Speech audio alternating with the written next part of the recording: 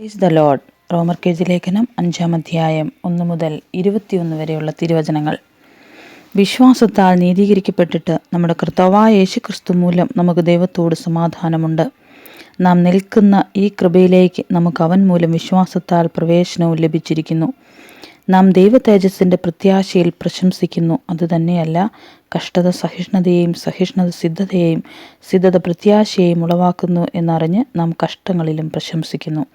പ്രത്യാശയ്ക്കോ ഭംഗം വരുന്നില്ല. ദൈവത്തിൻ്റെ സ്നേഹം നമുക്ക് നൽകപ്പെട്ട പരിശുദ്ധാത്മാവിനാൽ നമ്മുടെ ഹൃദയങ്ങളിൽ പകർന്നിരിക്കുന്നുവല്ലോ. നാം ബലഹീനരായിരിക്കുമ്പോൾ തന്നെ ക്രിസ്തു തക്ക സമയത്ത് അഭക്തർക്ക് വേണ്ടി മരിച്ചു. നീതിമാനു വേണ്ടി ആരെങ്കിലും മരിക്കുന്നത് ദുർലഭം, ഗുണവാനു വേണ്ടി പക്ഷേ മരിപ്പാൻ തുനിയുമായിരിക്കും.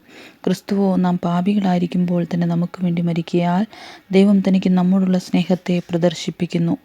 അവൻ്റെ രക്തത്താൽ നീതീകരിക്കപ്പെട്ട ശേഷമോ നാം അവനാൽ എത്ര അധികമായി കോപത്തിൽ നിന്ന് രക്ഷിക്കപ്പെടും. ശത്രുക്കളായിരിക്കുമ്പോൾ തന്നെ നമുക്ക് അവൻ്റെ പുത്രൻ്റെ മരണത്താൽ ദൈവത്തോട് നിരപ്പ് വന്നു. എങ്കിൽ നിരന്ന ശേഷം നാം അവൻ്റെ ജീവനാൽ എത്ര അധികമായി രക്ഷിക്കപ്പെടും.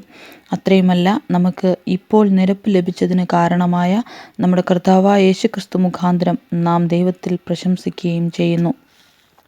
അതുകൊണ്ട് ഏക മനുഷ്യനാൽ പാപവും പാപത്താൽ മരണവും ലോകത്തിൽ കടന്നു. ഇങ്ങനെ എല്ലാവരും പാപം ചെയ്യുകയാൽ മരണം സകല മനുഷ്യരിലും പരന്നിരിക്കുന്നു. പാപമോ ന്യായപ്രമാണം വരെ ലോകത്തിലുണ്ടായിരുന്നു. എന്നാൽ ന്യായപ്രമാണമില്ലാതിരിക്കുമ്പോൾ പാപത്തെ കണക്കിടുന്നില്ല. എങ്കിലും വരുവാനുള്ളവൻ്റെ പ്രതിരൂപമായി ആദാമിൻ്റെ ലംഘനത്തിന് തുല്യമായി പാപം ചെയ്യാത്തവരിലും മരണം ആദാം മുതൽ മോശ വരെ വാണിരുന്നു. എന്നാൽ ലംഘനത്തിൻ്റെ കാര്യവും കൃപാവരത്തിൻ്റെ കാര്യവും ഒരുപോലെയല്ല.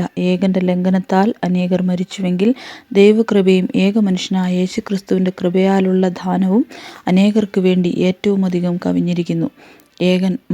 ഏകൻ പാപം ചെയ്തതിൻ്റെ ഫലവും ദാനത്തിൻ്റെ കാര്യവും ഒരുപോലെയല്ല. ഏകൻ്റെ പാപം ശിക്ഷാവിധി കൽപ്പിപ്പാൻ ഹേതുവായി തീർന്നു.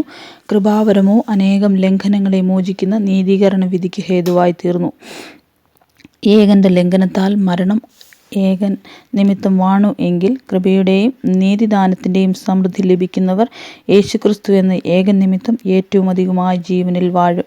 അങ്ങനെ ഏകലംഘനത്താൽ സകല മനുഷ്യർക്കും ശിക്ഷാവിധി വന്നതുപോലെ ഏകനീതിയാൽ സകല മനുഷ്യർക്കും ജീവകാരണമായ നീതീകരണവും വന്നു. ഏക മനുഷ്യൻ്റെ അനുസരണക്കേടിനാൽ അനേകർ പാപികളായി തീർന്നതുപോലെ ഏകൻ്റെ അനുസരണത്താൽ അനേകർ നീതിമാന്മാരായി തീരും. എന്നാൽ ലംഘനം പെരുകേണ്ടതിന് ന്യായപ്രമാണവും ഇടയിൽ ചേർന്നു വന്നു.